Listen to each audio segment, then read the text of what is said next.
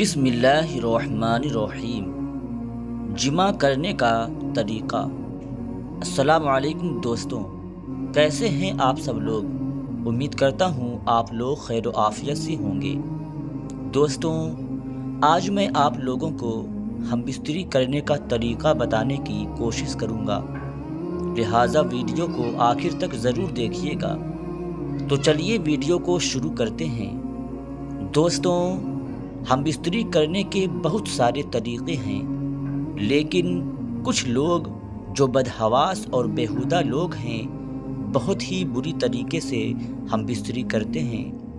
ان طریقوں سے بچنا چاہیے، بلکہ چاہیے کہ کوئی آسان طریقہ اپنائے جس سے مرد اور عورت کو خوشحالی محسوس ہو، ذرا بھی تکلیف نہ پہنچے اور ہم بستری کرنے کے بعد طبیعت ہری بھری اور خوش ہو جائے۔ ہم بستری کرنے کا سب سے بہتر طریقہ یہ ہے کہ عورت چت لیٹ جائے اور مرد اس کے اوپر سے آئے، پھر عورت کے ساتھ چھیڑ چھاڑ اور بوس و کنار کرے، اور تب تک بوس و کنار کرے جب تک شہوت بھڑک نہ اٹھے۔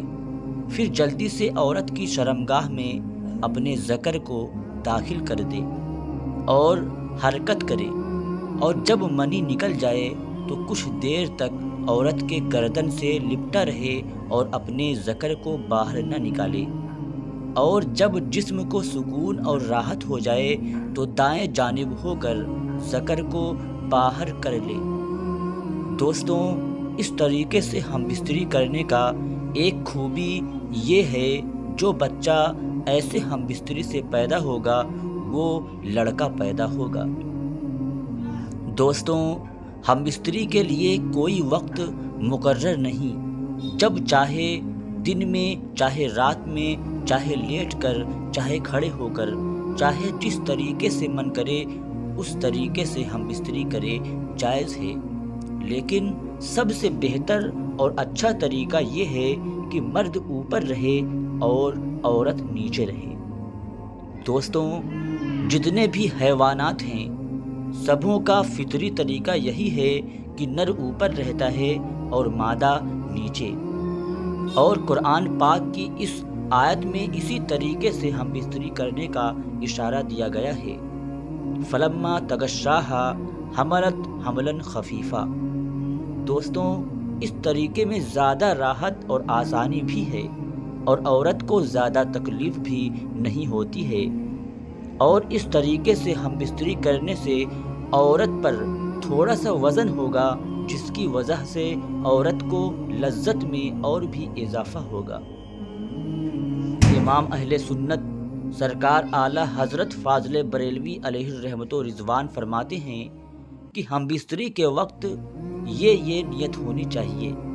نمبر 1، نیک اور صالح اولاد کی نیت ہونی چاہیے۔ نمبر 2، بیوی کے حق پورا ہو جائیں، اس کا نیت ہونی چاہیے۔ نمبر 3، یاد الہی اور اعمال صالحہ کے لیے اپنے دل کو فارغ کیا جائے۔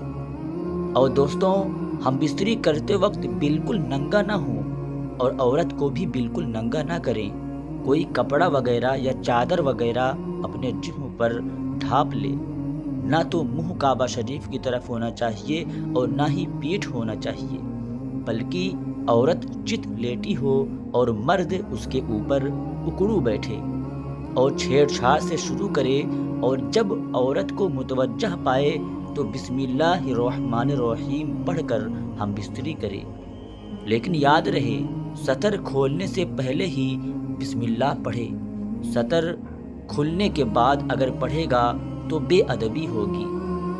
ہم بستری کرتے وقت بات چیت نہ کرے، اور عورت کی شرمگاہ کی طرف نظر بھی نہ ڈالے، اور پھر جب انزال کی نوبت آ جائے تو دل ہی دل میں یہ دعا پڑھے، اللہم لا تجعل للشیطان فیما رزقتنی نصیبا۔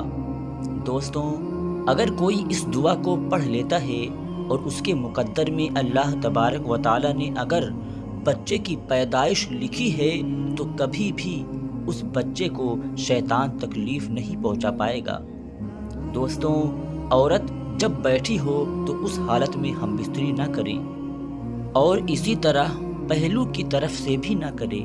اس طریقے سے جو ہم بستری کرتا ہے تو کمر میں درد وغیرہ شروع ہو جاتا ہے، اور عورت کو اپنے اوپر بھی نہ چڑھائے، کیونکہ اس طرح عورت بانجھ ہو جاتی ہے، بلکہ اس طرح کریں کہ عورت کو چت لٹا دیں اور اس کے ٹانگوں کو اوپر کر دیں۔